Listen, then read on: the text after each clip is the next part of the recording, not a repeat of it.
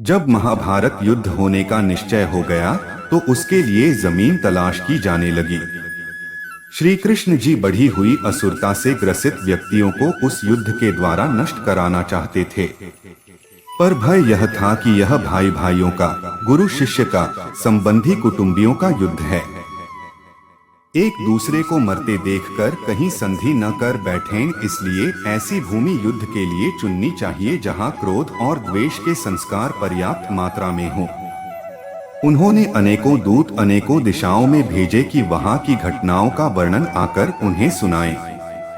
एक दूत ने सुनाया कि अमुक जगह बड़े भाई ने छोटे भाई को खेत की मेड़ से बहते हुए वर्षा के पानी को रोकने के लिए कहा, पर उसने स्पष्ट इनकार कर दिया और उलाहना देते हुए कहा, तू ही क्यों न बंद कर आवे, मैं कोई तेरा गुलाम हूँ। इस पर बड़ा भाई आग बबूला हो गया। उसने छोटे भाई को छुरे से गोद डाला और उसकी लाश को पैर पकड़कर घसीटता हुआ उस मेड़ के पास ले गया और जहां से पानी निकल रहा था वहां उस लाश को पैर से कुचल कर लगा दिया। इस नृशंसता को सुनकर श्री कृष्ण ने निश्चय किया, यह भूमि भाई भाई के युद्ध के लिए उपयुक्त है। यहाँ पहुँचने पर उनके मस्तिष्क पर जो प्रभाव पड़ेगा उससे परस्पर प्रेम उत्पन्न होने या संधि चर्चा चलने की संभावना न रहेगी।